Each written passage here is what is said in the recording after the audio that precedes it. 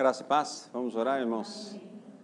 Eterno e poderoso Deus, em nome de Jesus, pedimos que através do Teu Santo Espírito, a Tua palavra venha até o nosso coração. Porque é o Teu Espírito que torna ela viva em nós.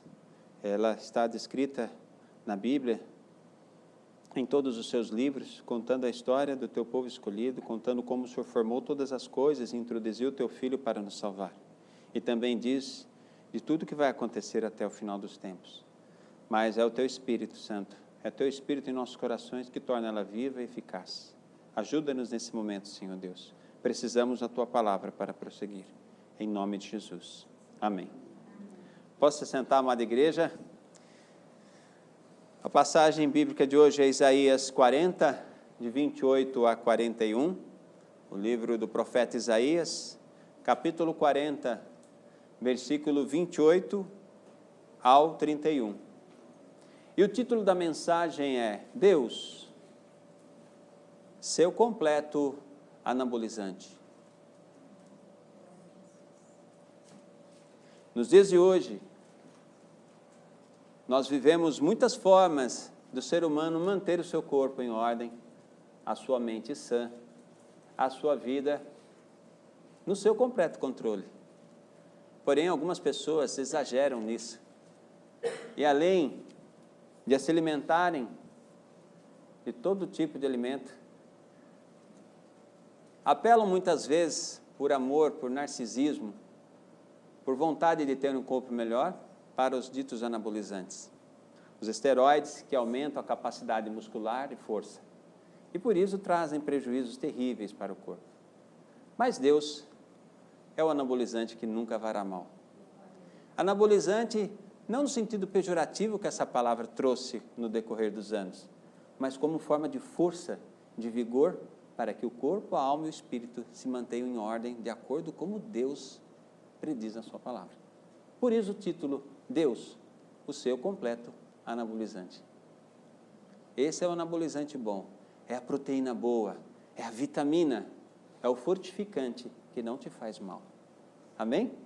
Vamos ler Isaías 40, 28 a 31. Não sabes, não ouviste que o eterno Deus, o Senhor, o Criador dos fins da terra, nem se cansa, nem se fatiga? Não se pode esquadrinhar o seu entendimento. Faz forte o cansado e multiplica as forças ao que não tem nenhum vigor. Os jovens se cansam e se fatigam, e os moços de exausto caem.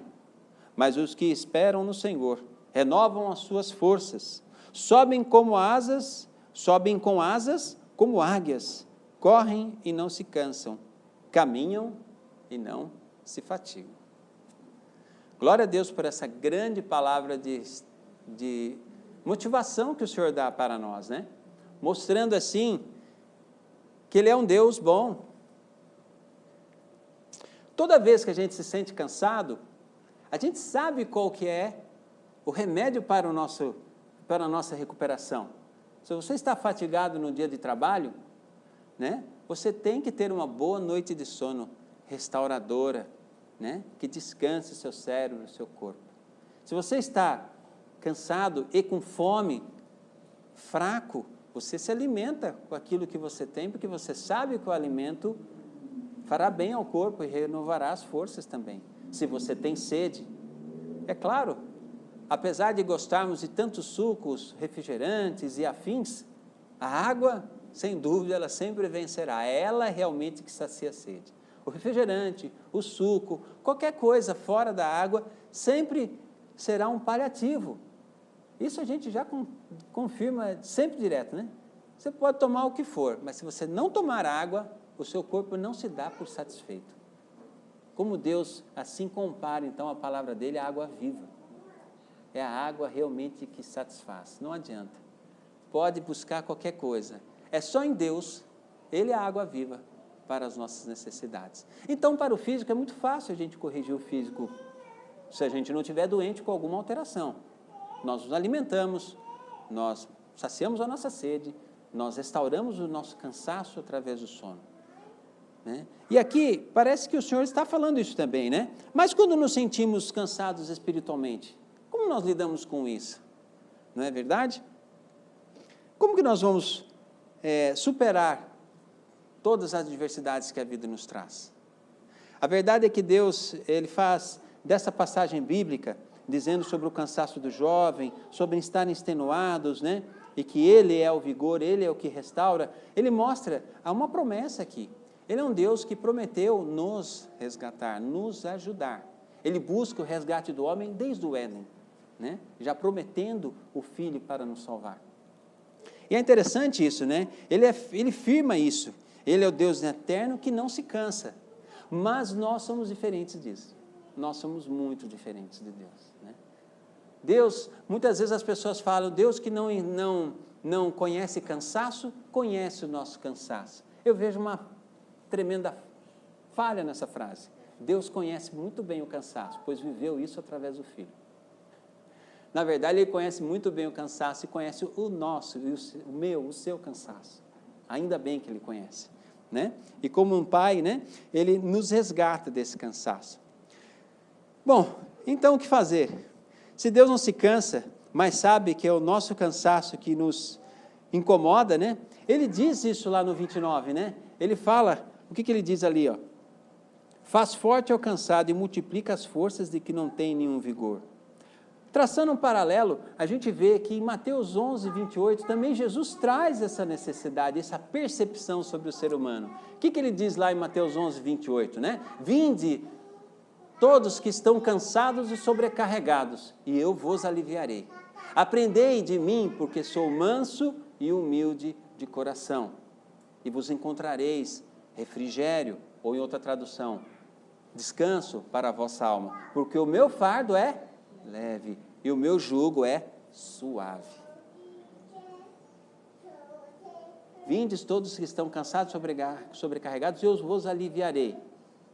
Aprendei de mim, que sou manso e humilde de coração. Mas se o cansaço é físico, por que ele pede humildade? Porque o corpo está intrínseco na alma, a alma está presa ao corpo. Então essa luta sempre haverá, esse desgaste sempre será presente. Se lá Deus traz em Isaías a necessidade de restaurar o ser humano na sua força física, por assim dizer, Jesus traz algo maior, traz algo mais estendido. Mas, na verdade, a passagem de Isaías também fala sobre o desgaste espiritual. Porque ali também os servos de Deus tinham cansaço, não só no físico.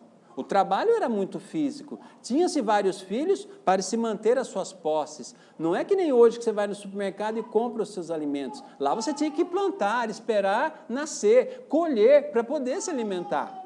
Lá se trocava. O escambo era muito maior do que as moedas de prata e ouro. Trocava-se arroz por trigo, trigo por feijão, feijão por hortaliças e assim, gado por ovos e vice-versa. A troca era muito grande. Então a necessidade, o desgaste físico era muito maior do que hoje. Mas não obstante, eles também tinham desgastes.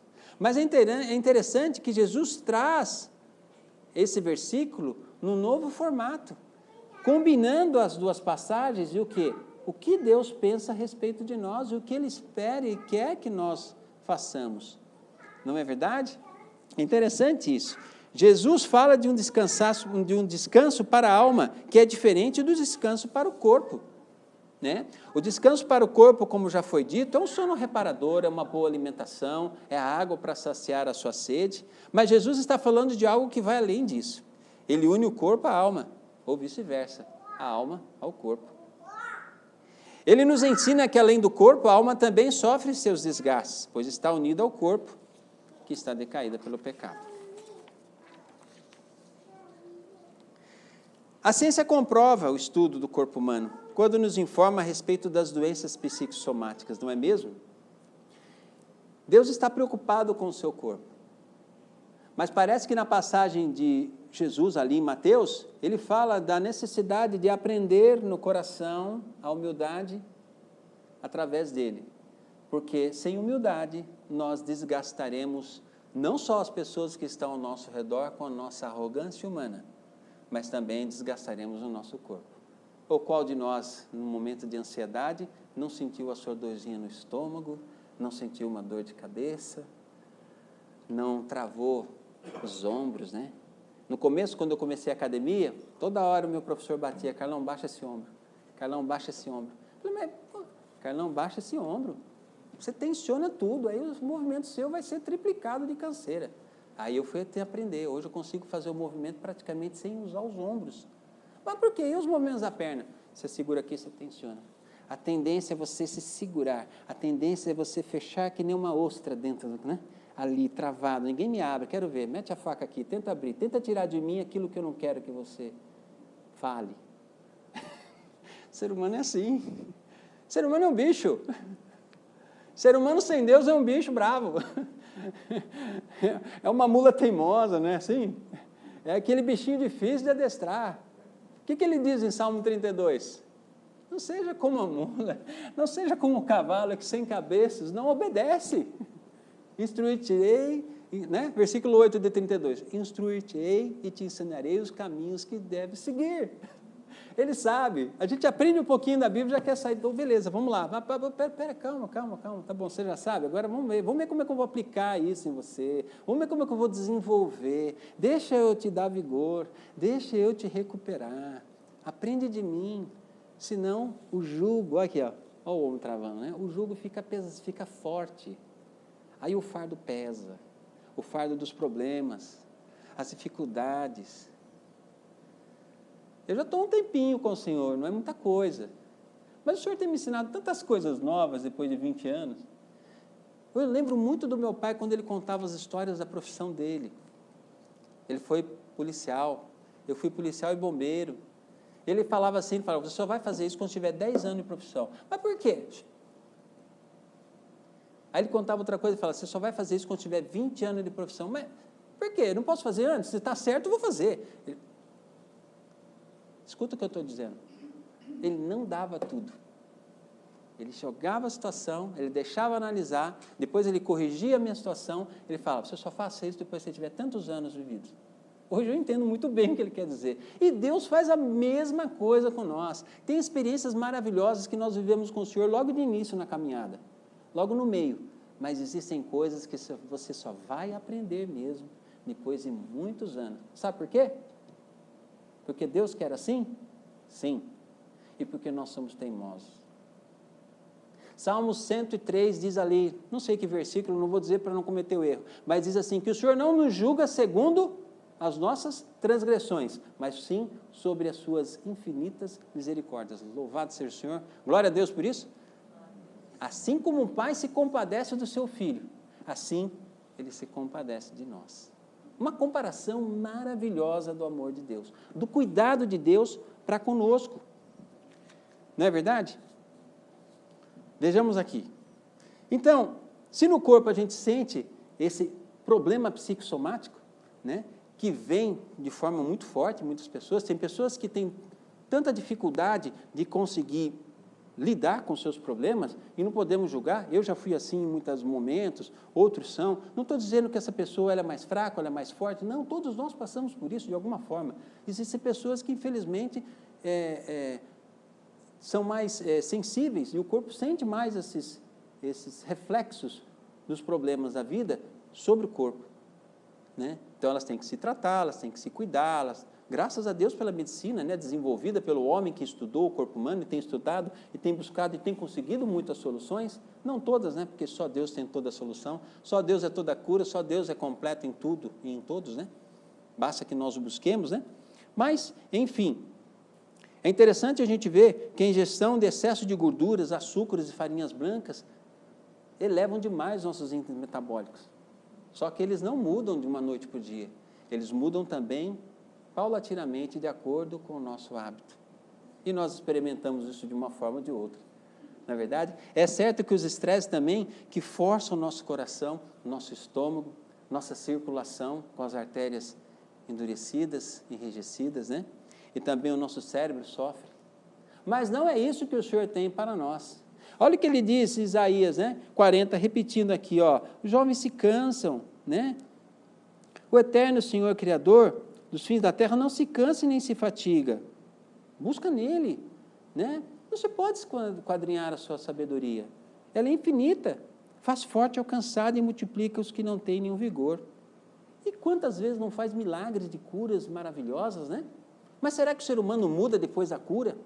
Ou porque ele está curado, ele pode continuar no seu processo de vivência da forma como era? Não, ele tem que mudar, para que ele não abrevie a sua estada na terra. Com certeza, o que o Senhor diz em Jeremias? Eu que sei os pensamentos que tenho a respeito de vós, pensamentos de bem, para lhe dar o fim que vós desejais. Mas também não vamos cumprir aquilo que Deus espera que nós façamos. Como podemos cumprir todos os dias que o Senhor tem para nós? Não é verdade? É interessante que o Senhor vem com o socorro. Isaías 35, né? Ele diz assim: fortaleça as mãos cansadas, firme os joelhos vacilantes, diga aos desanimados de coração, sejam fortes. Não temam, seu Deus virá com vingança, com divina retribuição, e virá para salvá-los. A vingança do Senhor. É interessante que esses sejam fortes, mas se eu não tenho nenhum vigor, qual força que Deus está esperando que eu tenha? Não, ser fortes é buscar o Senhor. É o Senhor quem vai dar essa força. É o Senhor quem vai revigorar a sua vida. É um socorro vindo dEle. Em outro momento, lá em Gálatas, né? Paulo, e não nos cansemos de fazer o bem, porque no seu tempo ceifaremos, se não houvermos desfalecido. Então, enquanto temos tempo, façamos o bem a todos, mas principalmente aos os da fé. Essa passagem de Gálatas 6, 9 e 10 fala aquele jeito, de Deus não se zomba, né? O que o homem plantar, ele vai colher, né? Se ele plantar na carne, colherá na carne, se ele plantar no espírito, colherá no espírito, né? E logo em seguida vem esse versículo, mostrando o quê? Fazer o bem cansa. Até trabalhar para fazer as coisas corretas para nós e para o semelhante, causará um desgaste no corpo. O que dirá uma guerra espiritual, que também padece o corpo. O que Jesus falou no momento que ele estava no Getsêmani, que ele voltava lá nos discípulos e falava, não podeis nem interceder 1 hora comigo? No final das 3 vezes que ele voltou, o que ele disse? O espírito está preparado, mas a carne é fraca. Ela sempre sentirá a guerra que nós sentimos. Por isso que em Isaías Deus fala, eu renovo, eu dou vigor a vocês. Quando Abraão, no momento em que em que Deus se revela para ele, que fará dele uma grande nação, capítulos depois ele diz sobre o sacrifício, e Abraão vai e mata lá o animal para fazer o sacrifício, ele fica enxotando os urubus para que não venham sobre o sacrifício, chega um momento que ele adormece, aí o Senhor vem lá e manifesta o fogo e sela, porque ele de exausto caiu e desmaiou. A obra de Deus é sempre assim, nós caminhamos e temos que fazer a obra de Deus, glória a Deus por isso, mas o nosso corpo não a suporta fazê-la sozinho. Se o Senhor não nos abençoar, se o Senhor não nos der vigor, se o Senhor não nos motivar, se o Senhor não nos direcionar, João 15, 5, eu sou a videira e vós sois os ramos, sem mim nada podeis fazer. Isso é tão claro para mim assim, para mostrar dependência. Deus quer que nós dependamos dEle, porque é o momento em que Ele manifesta o seu amor de Pai, é o momento em que Ele te revigora como Deus dos exércitos, que vai à sua frente para fazer você vencer as batalhas, é o Deus Salvador, que te livra de você mesmo, que me livra de mim mesmo, porque meu coração é enganoso, quem o conhecerá? Deus esquadrinha os corações e prova os pensamentos, glória a Deus por isso, estamos muito bem servidos. Mas não obstante a isso, não podemos ficar numa região de conforto. Muitas vezes isso nos dá muito conforto e nos faz sair do estado de alerta e entrar numa região de conforto que nos distrai daquilo que Deus quer que estejamos atentos. 2 coisas que eu acho interessante é perceber nessa vida, nessa maneira de lidar com o Senhor, no sentido de buscá-lo ou de receber, é que existem 2 maneiras da gente sentir isso, né? Quando o Senhor vem a nós, 2 Timóteo 4,16, diz assim, né? E é um momento em que eu digo esse versículo para te reforçar a fé, né? Aquele momento em que tiver tudo difícil, aquele momento em que você, por mais fé que você possa ter, muitas vezes a mente te né? O problema te turbilha a mente, teu corpo já está cansado e desgastado, e você fica, puxa, não vai dar, eu acho que Deus não... Não, ó, 2 Timóteo 4, 16, 17 diz assim, ninguém me assistiu na minha primeira defesa, Paulo estava preso aí, antes todos me desampararam, que isto lhe não seja imputado, mas o Senhor assistiu-me e fortaleceu-me, para que por mim fosse cumprida a pregação, e todos os gentios a ouvissem, e fiquei livre da boca do leão. Ou seja, Paulo estava num momento de solidão, num momento de dor, num momento de se sentir desamparado, mas o Senhor foi lá. Então, no momento pior da tua vida, tenha certeza, o Senhor não te abandona, por mais que a tua mente pense assim. Porque nós funcionamos através da mente. Esta alma está presa nesse corpo, sentindo as dores, sentindo o desgaste, sentindo a ansiedade, sentindo aquilo que muitas vezes abala a nossa fé. Nós sabemos quem Deus é, nós sabemos a salvação sobre nós sabemos a nossa condição de salvo, mas há momentos que a gente não tem mais força. Mas o Senhor vem sobre nós. Declare isso, Senhor, eu sei que o Senhor está vendo, eu sei que o Senhor está sabendo do meu problema, e eu confio em Ti, e eu coloco essa dor diante do Senhor. Quantas vezes eu não tinha o que orar, eu só elevei meu pensamento ao Senhor? Quantas vezes oprimido pelo inimigo, há momentos em que eu conseguia repreender, e há momentos que eu nem conseguia abrir a boca, e ele me oprimia, e eu elevava meu pensamento ao Senhor, e o Senhor me livrava. Isso é algo que não se compara a nada. O Senhor guarda a tua alma. O Senhor te ama. O Senhor guarda e quer guardar a alma de todo ser humano. Mas nem todo ser humano quer o Senhor. É um mistério. Uns chamam de livre-arbítrio. Outros questionam o poder do Senhor. Deus é insondável. Quem pode conhecer? Aqui está já em Isaías. Não se pode esquadrinhar o seu entendimento, a sua sabedoria em outras traduções. Quem somos nós? Barro na mão do oleiro. Quem somos nós para questionar o Deus Criador, que é o oleiro, que nos fez, que nos formou, que pode nos quebrar conforme a necessidade, mas nos refaz no momento seguinte. Glória a Deus por isso. Esta é uma forma de sentir quando o Senhor vem a nós, mesmo quando nós não pedimos. Porque Ele quer nos salvar, Ele quer nos tirar daquela situação. A segunda forma de sentir a intervenção do Senhor é quando nós vamos a Ele. 1 Samuel 36, Davi voltava para Ziglag. E teve uma grande surpresa. As mulheres foram raptadas, as filhas foram raptadas, os filisteus limparam, mas limparam a cidade, limparam tudo.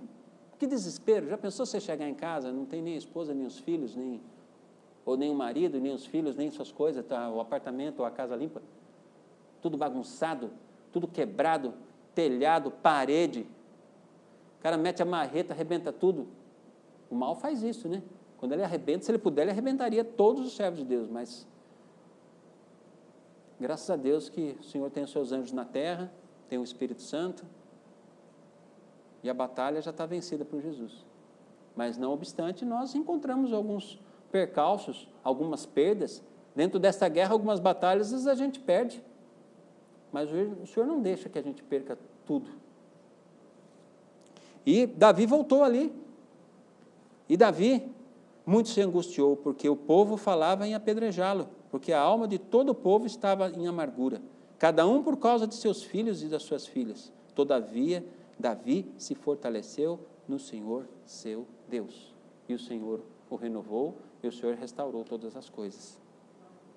Na Bíblia há momentos em que nós temos que buscar ao Senhor. A Bíblia diz que eles choraram até não ter mais forças. Eles não tinham mais força nem para chorar mais, porque chega uma hora que chorar não vai adiantar. Não é verdade? Uma coisa é parar de chorar, pois sentiu-se consolado. A outra coisa é parar de chorar porque você não tem mais força. Temos aqui um nível de exaustão fora do comum, algo que nem a mente humana pode mensurar. Mas Davi assume esta posição de se fortalecer no Senhor, ele toma esta decisão.